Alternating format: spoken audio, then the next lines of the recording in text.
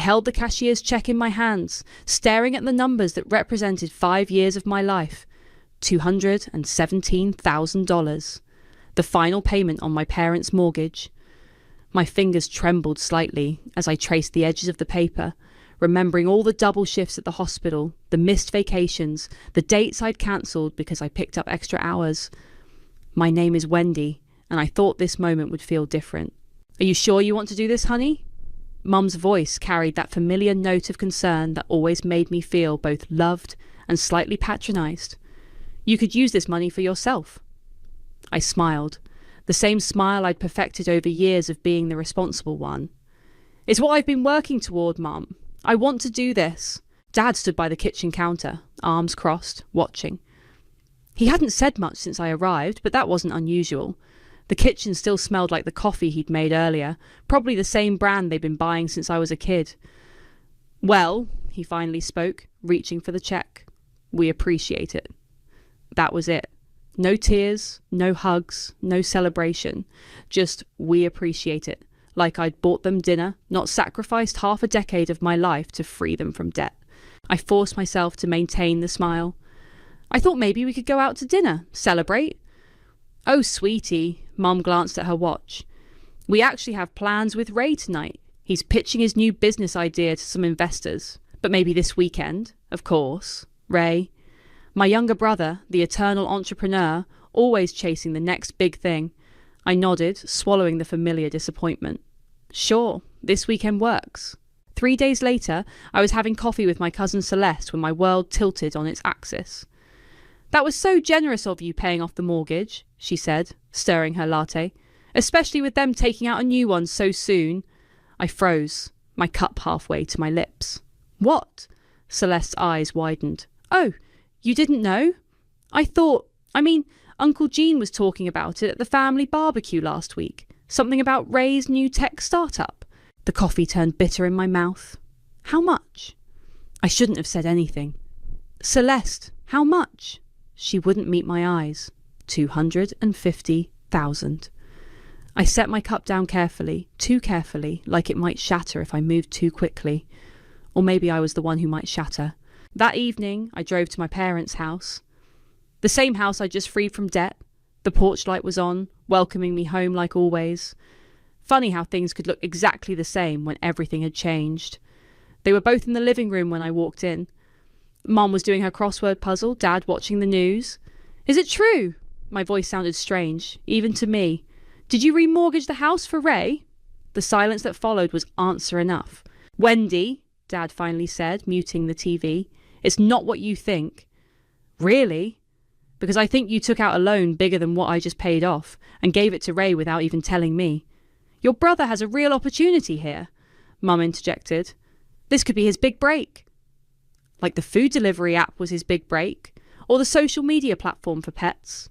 That's not fair, Dad's voice hardened. Ray takes risks. Sometimes that's what success requires. I laughed, a sharp sound that surprised even me. And my risk, my sacrifice, what was that? Nobody asked you to pay off our mortgage, Dad said flatly. That was your choice. The words hit like a physical blow. Mum must have seen something in my face because she stood up, reaching for me. Sweetie, we're grateful. We are. But this is our house. We don't owe you explanations about what we do with it. I stepped back from her touch. The room felt too small, too warm, too familiar. Every family photo on the wall, every worn cushion on the couch, every memory suddenly felt like a lie. You're right, I said quietly. You don't owe me explanations. I turned and walked out, ignoring Mom calling my name. In my car, I gripped the steering wheel until my knuckles turned white, staring at the house I'd sacrificed so much to save. The house that was now leveraged for Ray's latest dream. They didn't owe me explanations. But I was starting to realise exactly what I owed them, and I would pay that debt in full.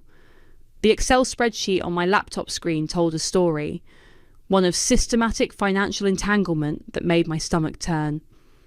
I sat at my kitchen table, methodically listing every shared account, every co-signed loan, every automatic payment that connected me to my family.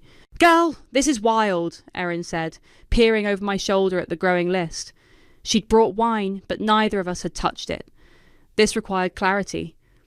I knew you were helping them, but this is like financial abuse. Netflix, Hulu, Prime, I muttered, typing. All in my name because Dad said their credit wasn't good enough for streaming services. I laughed hollowly. But apparently it was good enough for a $250,000 mortgage. What about Ray's car loan? Erin asked. The one you co-signed?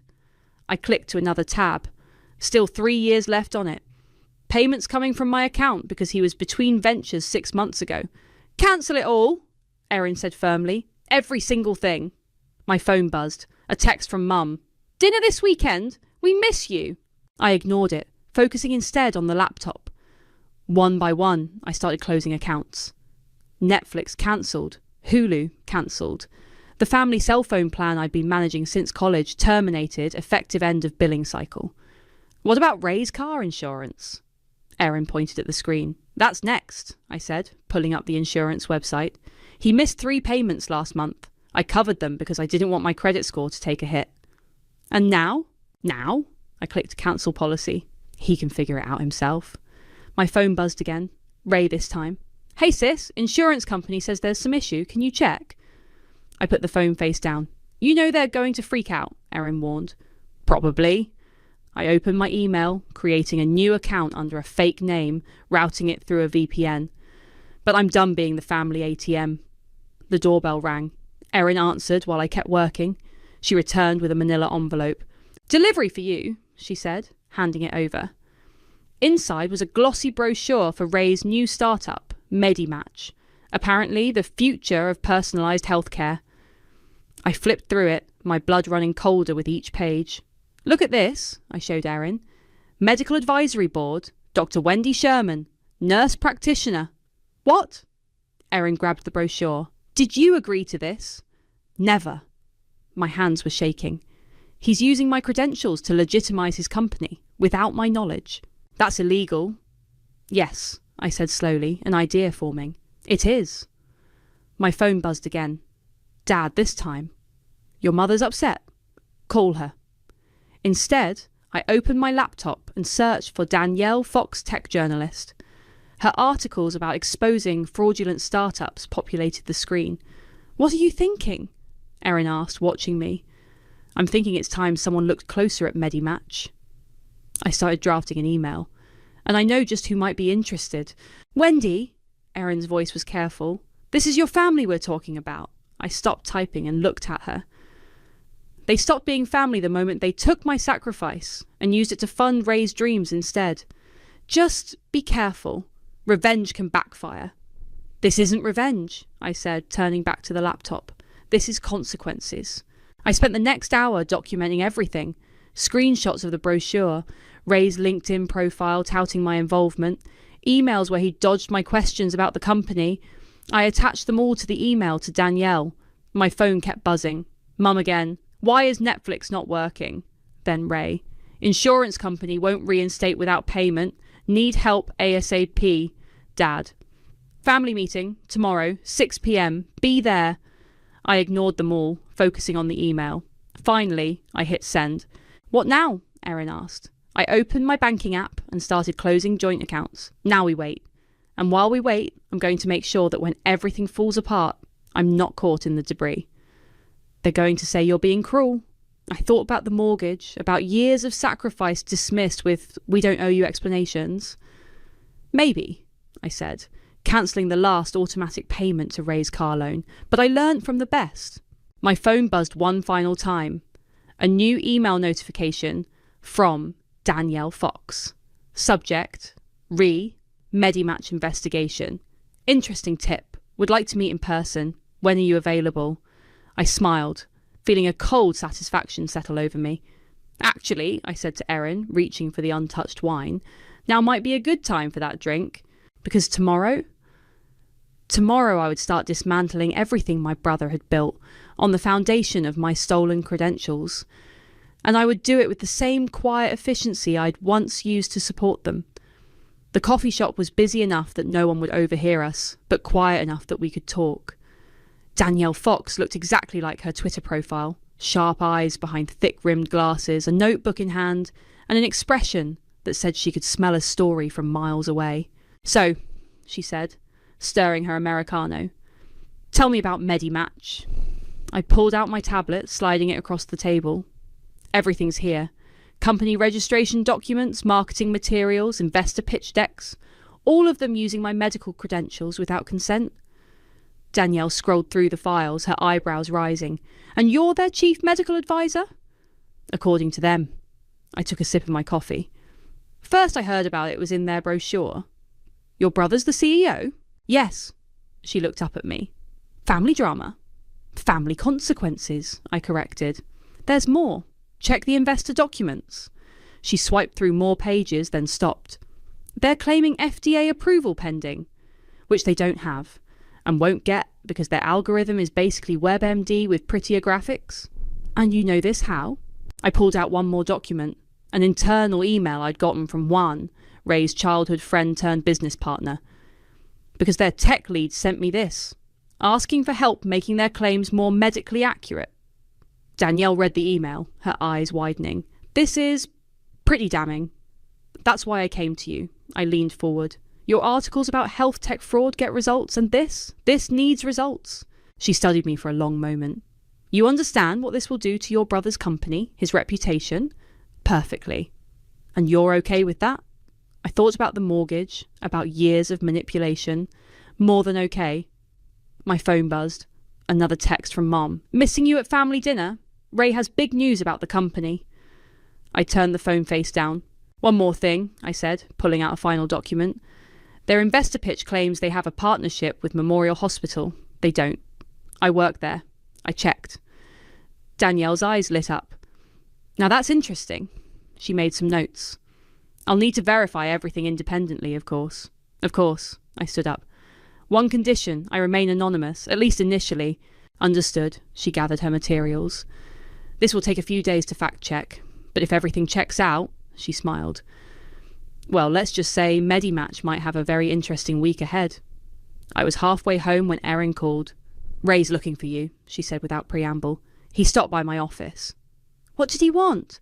Said he needs to talk about the company, seemed nervous. She paused. What did you do? Had coffee with a journalist. Wendy? Her voice was worried. Are you sure about this?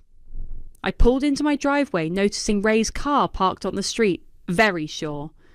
He's at your house, isn't he? Yep. Want me to come over?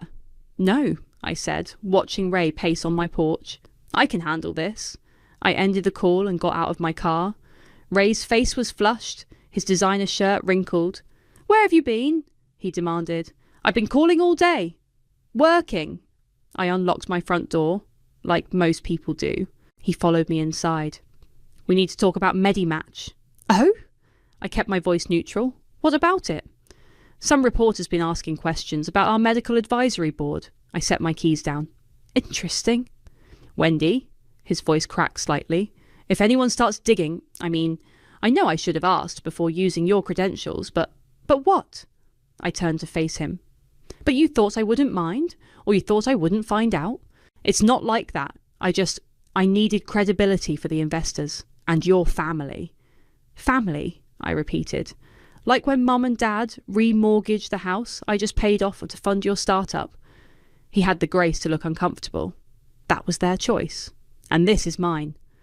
I pulled out my phone, showing him Danielle's business card. I had coffee with her today. The colour drained from his face. You're the one who contacted her. Consider it my contribution to Medimatch's transparency efforts. You can't do this! He stepped forward, desperate. The investors, if this gets out, then what? I met his gaze steadily. They'll find out you lied, that you committed fraud. That sounds like a you problem, Ray. Mum and Dad will lose everything. They already made that choice. I opened my front door. Now get out. Wendy, please, get out. He left, shoulders slumped. Through the window, I watched him sit in his car for a long time before driving away. My phone buzzed with a text from Danielle. Story runs Monday. You might want to prepare for fallout. I smiled, remembering Dad's words. We don't owe you explanations. Well, now they'd owe explanations to everyone. The article dropped at 6 a.m. Monday morning. By 6:05, my phone was exploding with notifications. I sat in my kitchen, drinking coffee, watching it all unfold like a perfectly choreographed dance. "Health tech startup Medimatch caught in credentialing scandal," screamed the headline. Danielle had done her job well. The article was devastating in its precision. Mum called first, then Dad, then Ray, 3 times in succession. I let them all go to voicemail. At 8 a.m, my doorbell rang. I opened it to find Dad standing there, looking older than I'd ever seen him. "Did you do this?" he asked without preamble. "Come in," I said, stepping aside. "Coffee?" "Damn it, Wendy, answer me." His voice shook. "Did you go to that reporter?" I poured myself another cup of coffee. "Yes." He sank into a kitchen chair. "Why?" "Really?" I leaned against the counter. "You want to talk about why? How about we talk about my name being used without my consent? Or the investors you convinced to mortgage their futures on Ray's lies? He's your brother, and I'm your daughter." The words exploded out of me. "But that didn't stop you from taking everything I gave you and handing it to him." My phone buzzed again. A text from Juan. "Investors are pulling out. What the hell happened?" Dad's phone rang. "Mum," according to the screen. He answered on speaker. "Jean." Her voice was panicked. "Ray just got a call from the FDA. They're launching an investigation." I couldn't help but smile. The FDA had been my anonymous tip too. "Anne, I'm with Wendy," Dad said. "She's admitted to going to the press." "Wendy?" Mum's voice cracked. "How could you do this to your brother?" "The same way you did it to me," I replied calmly, without explanation or apology. The doorbell rang again. This time it was Ray, looking like he hadn't slept. "The investors want their money back," he said, pushing past me into the house. "All of them, even the early ones." "That sounds expensive," I observed. He whirled on me. "This is your fault. You've ruined everything." "No," I corrected him. "I exposed everything. You ruined it yourself when you decided to commit fraud." "It wasn't fraud. It was creative marketing." "Tell that to the FDA," I said, "and the investors, and Memorial Hospital's legal team." Dad stood up. "We can fix this. We'll remortgage the house again." "With what equity?" I cut in. "You already leveraged everything for his first round of funding." My phone buzzed with an email notification from my lawyer confirming he'd filed the legal notice about my unauthorised credentials. "What's that?" Ray asked, watching me read. "My lawyer," I said, "filing notice that since my name and credentials were used fraudulently, I may be seeking damages." The colour drained from Dad's face. "Damages?" "From the company and its officers." I looked directly at Ray. "That's you, little brother." "You can't sue me," Ray whispered. "I'm family." "Family?" I laughed. "Family doesn't steal identities. Family doesn't commit fraud. Family doesn't take someone's sacrifice and turn it into leverage for someone else's dreams." Mum's voice came through Dad's phone, still on speaker. "Wendy, please, we can work this out." "Like we worked out the mortgage?" I asked. "Or like we worked out Ray's car loan, or his insurance, or any of the 1,000 other times you took advantage of my help?" "You went too far," Dad said, his voice hard. I met his gaze steadily. "No, you just never saw how far I could go." Ray's phone rang. Juan again. He answered, his face growing paler with each second. "The tech team is quitting," he said after hanging up. "They're afraid of legal exposure." "Smart of them," I noted. "Please," Ray turned to me, "help me fix this." I looked at my brother, really looked at him. The designer clothes bought with investor money, the expensive watch, the entitled assumption that I would clean up his mess, just like always. "No," I said simply. "What?" "No," I repeated. "I'm not helping. I'm not fixing this. I'm not covering for you. Not anymore." Dad's phone buzzed with a text. He read it, his face grim. "The bank wants to discuss the mortgage," he said. "Today." "Then you should go," I replied, opening my front door. "All of you." They left one by one. Ray first, then Dad. Mum's voice on the phone begged me to reconsider until Dad finally hung up. Standing in my quiet house, I picked up my phone and dialed. "Erin, it's done. The match is lit." I paused, looking at the family photo still hanging on my wall. Time to watch it burn. The next 2 weeks unfolded like a slow-motion car crash. I watched it all from a distance, declining calls, ignoring texts, and focusing on my work at the hospital. But news travelled fast in our small community. Did you see? Erin texted me one morning. One suing Ray for misappropriation of funds. I had seen. Just like I'd seen the investors' lawsuit, the FDA investigation notice, and the local business journal's scathing follow-up piece. My phone lit up with Mum's number for the third time that day. This time something made me answer. Mum? Wendy. Her voice was shaky. I'm at the emergency room. My nurse training kicked in automatically. What happened? Chest pains. The doctor says it's probably stress-related, but... She paused. Could you come, please? I closed my eyes, counting to 10. Which hospital? Memorial. Of course. My hospital. Where I worked. Where she knew I couldn't ignore her. 20 minutes later, I stood outside her curtained bay in the ER, reading her chart. Anxiety attack. Blood pressure through the roof. Your daughter's here, I heard the nurse say. Oh, thank God, Mum's voice trembled. Wendy, honey. I pulled back the curtain. She looked small in the hospital bed, her face pale against the white sheets. Your blood pressure is 180/95, I said, keeping my voice professional. When did you last take your medication? We ran out. The pharmacy wouldn't refill without payment, because I'd removed them from my insurance. Another consequence. The doctor's ordering something for anxiety, I said. You should feel better soon. Wendy, she reached for my hand. Please, we need help. The bank. They're talking foreclosure. Ray's being sued. Your father can't sleep. Stop!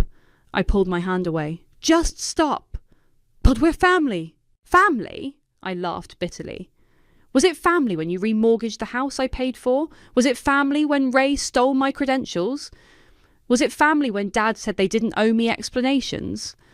A nurse appeared with medication. I stepped back, letting her work. Ray's living in the basement now, Mum said after the nurse left. He had to sell his car. Juan's lawyers took everything else. That sounds like Ray's problem. He's your brother, and I'm your daughter. The words echoed in the small space. But that never seemed to matter before. My pager buzzed, a genuine emergency in another part of the hospital. Your blood pressure should stabilise soon, I said, returning to professional mode. The doctor will discharge you when it does. Wendy, please! I was already walking away. Later that night, my doorbell rang. It was Ray, looking nothing like the confident start-up CEO he'd been a month ago. I need money, he said without preamble. Just 2,000. For lawyers. No. Come on, sis. I'm desperate here. Like I was desperate when you stole my credentials. I crossed my arms. Or like Mom was desperate for attention today. He had the grace to look ashamed. That was low of her. Learned from the best, didn't she? Juan's going to take everything, he said. The investors too. I'll be ruined. You ruined yourself, Ray. I just exposed it. My phone buzzed, a text from Dad. Your mother's home. No thanks to you. I showed Ray the message. See? Still my fault somehow. Dad's scared, Ray said. We all are. Everything's falling apart. Yes, I agreed. It is. We stood in silence for a moment, the porch light casting shadows on his face. I never meant, he started. Yes, you did, I cut him off. You meant every bit of it. You just never thought you'd face consequences. What do you want from us? He asked finally. Nothing, I replied. Not anymore. Another text buzzed through from the hospital administrator. Congratulations on the position in Boston. When can you start? Ray saw the message. You're leaving. Got a better offer. Better hospital. Better pay. I smiled. No family strings attached. But what about us? What about you? I stepped back inside. Figure it out yourself. I'm done being the family safety net. Wendy. I closed the door on whatever he was going to say next. Through the window, I watched him stand there for a long moment before walking away, shoulders slumped, looking older than his years. My phone buzzed one more time. Erin. Mum called me looking for you. You okay? I texted back. Better than okay. Boston job is confirmed. Help me pack next weekend? Her response was immediate. Hell yes. Time for a fresh start. I looked around my house, at the family photos I'd already taken down, the boxes I'd started packing, the life I was preparing to leave behind. They'd taught me about family, about loyalty, about sacrifice. Now they could learn about consequences. The subpoena arrived on a Tuesday. I'd been expecting it, Ray's last desperate attempt to shift blame. I handed it straight to my lawyer without even breaking stride. He's claiming you were an informal advisor, my lawyer said over lunch. Says you knew about the company's claims and tacitly approved them. I pulled out my phone, showing her the screenshots. Every email where I explicitly told him not to use my name. Every text where I demanded he remove my credentials, all dated months before the expose. This is good, she nodded. Very good. My phone buzzed. Celeste calling. I answered, putting it on speaker. Have you seen the local business journal? She asked without preamble. Not yet. Ray's on the front page. Local tech startups' spectacular fall. A story of fraud and family betrayal. I smiled. Sounds accurate. Wendy, Celeste's voice softened. I never would have thought family could do that to each other. I didn't either, I replied, until they did it first. After lunch, I drove past my parents' house. My old sanctuary turned battlefield. The lawn needed mowing. Ray's beaten-up backup car sat in the driveway, looking as defeated as its owner. A figure stood at the window, Mom, watching me drive by. I didn't slow down. Back at my place, Erin was waiting with packing boxes. Your mom called me again, she said, taping up a box. Wanted to know if you'd received the subpoena. Of course she did. I started wrapping photos in newspaper. What did you tell her? That she should try asking you herself. Erin paused. She said she's tried. Said you've blocked their numbers. I did. They're falling apart, you know. The whole family. I carefully wrapped the last photo, my nursing school graduation. They're facing consequences. There's a difference. The doorbell rang. Through the window, I saw Danielle Fox standing on my porch. Mind if I come in? She asked when I opened the door. I have something you might want to see. She pulled out her laptop, opening a draft article. Juan sent me these. Internal emails showing Ray knew exactly what he was doing with your credentials. He even joked about it to investors. I read through them, my hands steady despite the rage building inside me. When does this run? Tomorrow. She watched me carefully. You sure you don't want to go on record now? Tell your side? No, I said. The emails tell enough.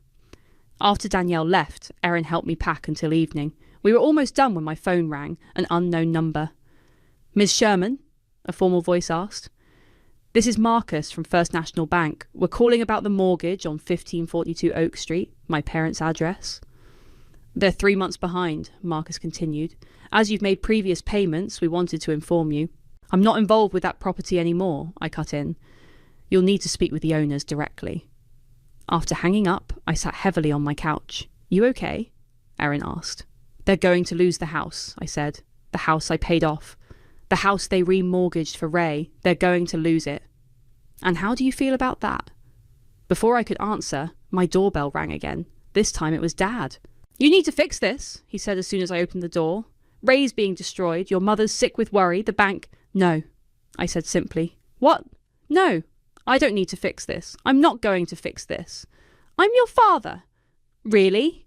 I stepped onto the porch, closing the door behind me. Because when I paid off your mortgage, you were just the homeowner. When I asked about the new loan, you were just the decision maker. When I questioned Ray's fraud, you were just his defender. That's not fair. Fair, I laughed. You want to talk about fair? How about stealing 5 years of my life and using it to fund Ray's lies? Was that fair? We're losing everything, he said quietly. No, I corrected him. You're losing what you gambled. There's a difference. Jean? Mum's voice called from their car parked on the street. Is she going to help? Dad looked at me one last time. Are you? I thought about the subpoena, the emails, the years of manipulation. No, I said, I'm not. He walked away without another word. I watched their car disappear down the street, then went back inside where Erin was pretending she hadn't heard everything. Last box, she said, holding up my nursing awards. Want these wrapped? I took the awards, feeling their weight. Achievements I'd earned while supporting a family that never supported me back. No, I said, placing them carefully in the box. I want them displayed in my new office in Boston, where they'd remind me daily that I'd finally chosen myself. KWC Estates, LLC, I said into the phone, my voice professionally neutral. Yes, I understand you're interested in the property on Oak Street. I sat in my lawyer's office, finalising the paperwork. Through careful manoeuvring and a private investor friend of Erin's, I'd managed to buy my parents' defaulted mortgage debt through a shell company. The current tenants will remain, I told the bank representative, with adjusted rental terms, of course. After hanging up, my lawyer slid the final document across her desk. You're sure about this? I signed without hesitation. Absolutely. They'll figure it out eventually, she warned. Shell company or not, they'll realise who bought the debt. By then, it won't matter. My phone buzzed, a text from Ray. Bank says someone bought the mortgage. Please tell me it was you. We can work something out. I deleted it without responding. The next morning, I drove past the house again. The foreclosure sign was being replaced with a new one. Property of KWC Estates LLC. Dad stood on the porch, watching the change with slumped shoulders. My phone rang. Mum. The bank sold our mortgage, she said when I answered. We don't know who to... We can't reach Wendy. We need help. Have you considered downsizing? I kept my voice professionally detached. There are nice apartments on the west side of town. Apartments? She sounded scandalised. This is our home. No, I corrected her. It's a property you borrowed against, and now someone else owns that debt. But where will Ray live? I laughed. Still worried about Ray, even now? He's your brother. Goodbye, Mum. An hour later, I met with the property management company I'd hired. Rent will increase to market rate, I instructed. No exceptions, no delays. If they can't pay, start eviction proceedings. The current tenants... The manager hesitated. They're your family, right? No, I said firmly. They're tenants who made poor financial decisions. Treat them accordingly. That evening, Erin came over with wine and pizza. Your mum called me again, she said, pouring glasses. They got the new rental agreement today. She was crying. Let me guess. They can't afford it. Ray's unemployment ran out. Your dad's pension barely covers utilities. She studied me. You're really going to make them pay market rate? Why shouldn't I? I took a sip of wine. They took my gift and turned it into Ray's gambling chip. Now they can pay what everyone else pays. My phone buzzed. Dad this time. The rent increase, he said when I answered. It's impossible. We can't... Market rate is market rate, I cut in. The new owners have been very clear. New owners? His voice sharpened. Who are they? We can't even get a name, just some LLC. That sounds frustrating, I said blandly. Like when someone makes major financial decisions without consulting others involved. A long pause. Then, it's you, isn't it? You bought the mortgage. KWC Estates LLC bought the mortgage, I corrected. I suggest you direct any questions to the property manager. Damn it, Wendy. We're your family. No, I said quietly. Your tenants who are late on their first payment. I'd suggest fixing that before eviction proceedings begin. I hung up as Erin watched me with wide eyes. Ice cold, she said admiringly. Learned from the best. I reached for my laptop. Want to help me book flights to Boston? I have interviews next week. My phone buzzed again. Ray. Just saw the rental agreement, he texted. This is cruel, I typed back. Like using my credentials without permission? Like taking advantage of my sacrifices? That kind of cruel? I'm your brother. No, I replied. You're a basement tenant who's behind on rent. I blocked his number before he could respond. Later that night, I drove past the house one last time. Lights burned in every window. Probably another family meeting about how to handle their cruel, ungrateful daughter. But I wasn't their daughter anymore. I wasn't their safety net, their ATM, their convenient solution to every problem. I was their landlord. And landlords didn't accept excuses instead of rent. My phone buzzed with an email from the property manager. Tenants requesting meeting to discuss payment plan. I replied with what Dad had once told me. No explanations needed. Market rate is market rate. Then I drove home, to my half-packed house, to my boxes labelled Boston, to my future that had nothing to do with being anyone's saviour. They taught me about property values. Now they could learn about paying the price. Last box, Erin announced, setting it down in my new Boston apartment. Though I still can't believe you only brought 8 boxes total. Clean breaks require light packing, I said, opening the window to let in the autumn breeze. The view of the Charles River made me smile, so different from my old street with its weight of memories. My phone buzzed. The property manager back home. Your parents made partial rent, she reported. Still short 400. Standard procedure then, I replied. Send the notice. Erin watched me hang up. You really aren't going to give them any breaks, are you? They never gave me any. My laptop pinged with an email notification. Danielle Fox requesting a follow-up interview. Still no, I typed back. But thanks for asking. Coffee? Erin held up 2 mugs. Before I head to the airport. We sat by the window, watching boats on the river, when my phone buzzed again. Ray. Please, his text read. Just $2,000 to stay afloat. Last time I'll ask. I showed Erin the message. Want to bet? No bet, she laughed. He'll ask again next week. Not if I can help it. I blocked his new number. You know what's weird? Erin said after a moment. You don't seem happy about any of this. Not really. I considered her words, watching a sailboat cut through the water below. It doesn't feel triumphant, I admitted. It just feels fair. Fair enough to be worth it. Before I could answer, my phone rang, the property manager again. Your father's here in my office, she said. Insisting on speaking to the owner? I sighed. Put him on. Wendy, Dad's voice was rough. We need to talk about this, face to face. No, we don't. Your mother cries every night. Ray's talking about moving to his friend's couch. This house, it's all we have left. Had, I corrected. It's all you had left, before you leveraged it for Ray's dreams instead of protecting it with mine. We were wrong, he said quietly. Is that what you want to hear? We were wrong. What I wanted to hear was that 5 years ago when I handed you that cheque. What I wanted to hear was 3 months ago when I discovered the truth. I paused. Now? Now I just want my rent on time. I hung up, turning to find Erin watching me with a strange expression. What? You really did it, she said. You really broke free. Free? I laughed. Is that what this feels like? Doesn't it? I walked to one of the boxes, pulling out my nursing awards. One by one, I placed them on the windowsill where the morning sun would hit them. No, I said finally. It feels like learning, like finally understanding what they taught me all along. Which was? That loyalty isn't servitude, that love isn't a blank cheque, that family... I placed the last award, adjusting it slightly. Family is what you do, not what you're born into. My phone buzzed one last time. Mom.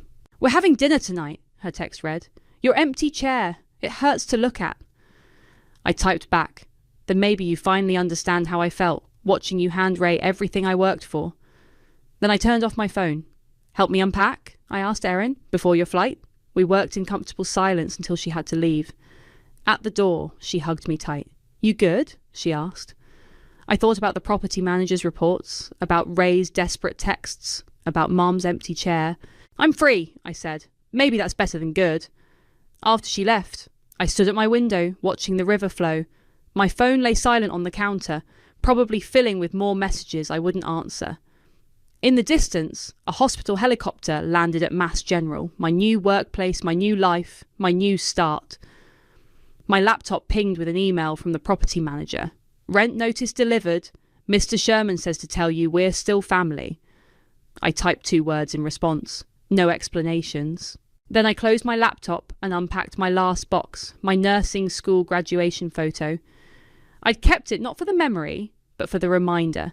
That girl who smiled so hopefully had learned her lessons well. Just not the ones they'd meant to teach.